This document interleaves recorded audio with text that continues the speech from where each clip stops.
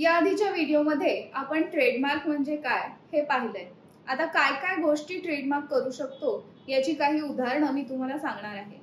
तर वर्डमार्क म्हणजे कुठलंही नाव कुठल्याही लोगो शिवाय एक किंवा अधिक शब्द, अक्षर, अल्फाबेट्स जसं की टाटा, IBM, मायक्रोसॉफ्ट किंवा एखादी टॅगलाईन जसं की taste of India for Amul किंवा ठंडा मतलब कोका कोला, या कशा लहान मुलं सुद्धा या गोष्टी तुम्हाला सांगू शकतील।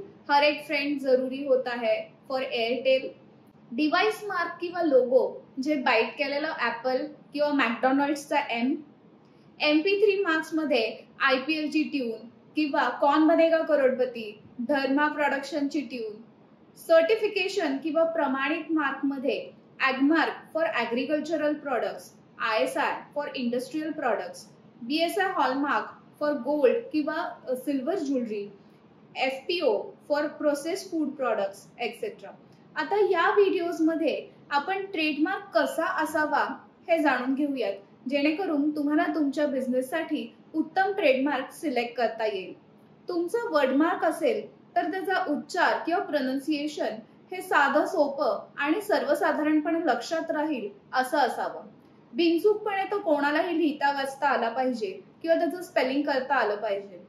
तुमचा लोगो असेल तर तो जास्त क्लिष्ट न करता सहजपणे वर्णन करून सांगता येईल असा असावा। तो डिस्क्रिप्टिव्ह नसून सूचक असावा, नजरेला आकर्षक असावा किंवा तुमचा ऑडिओ मार्क असेल तर तो सुश्राव्य असावा। ट्रेडमार्क ऍक्टच्या अंडर रजिस्ट्रेशन साठी ज्या कंडिशन्स दिल्या आहेत त्यासाठी तुमचा ट्रेडमार्क पूरक असला पाहिजे आणि मुख्य म्हणजे प्रोहिबिटेड ट्रेडमार्क्सची जी लिस्ट दिली आहे त्याच्यामधला तो नसावा। इन शॉर्ट, कसा असावा याच्यापेक्षा महत्वाचा आहे तो कसा नसावा।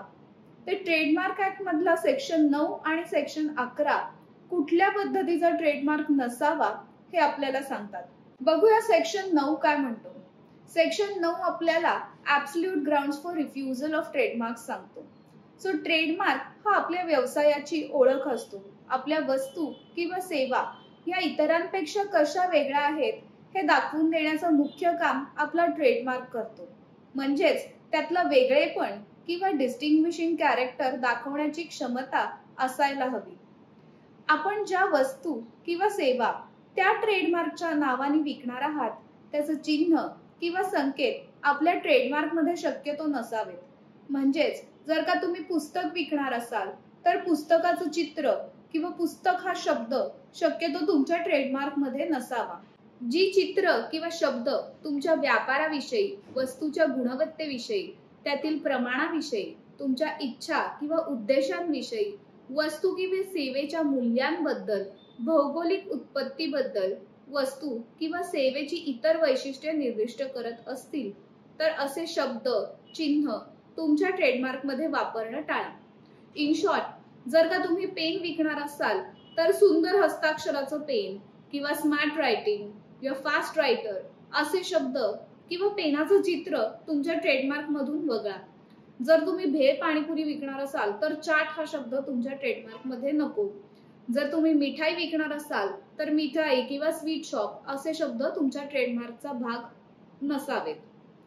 जे शब्द सध्याच्या काळात प्रचलित किंवा वापरात आहेत असे शब्द देखील आपल्या ट्रेडमार्क मधून वगळलेलेच उत्तम।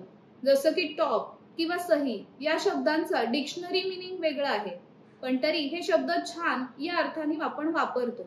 सो जनरली टिपटॉप आईस्क्रीम किंवा टिपटॉप शूज किंवा कूल हा शब्द एखाद्याची प्रशंसा करताना देखील वापरला जातो किंवा लोकमान्यतेसाठी वापरला जातो।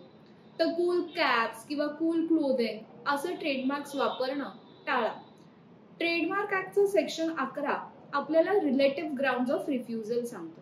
पूर्वी केलेल्या ट्रेडमार्कशी किंवा रजिस्टर्ड किंवा अनरजिस्टर्ड ट्रेडमार्कशी तुमच्या ट्रेडमार्कचे साधर्म्य नसावं, कारण पूर्वीचा ट्रेडमार्क आणि तुम्हाला हवा असलेला ट्रेडमार्क याच्या वस्तू किंवा सेवांमध्ये फरक करणं ग्राहकाला शक्य होत नाही आणि त्यामुळे लोकांच्या बाजूने गोंधळाची शक्यता असते।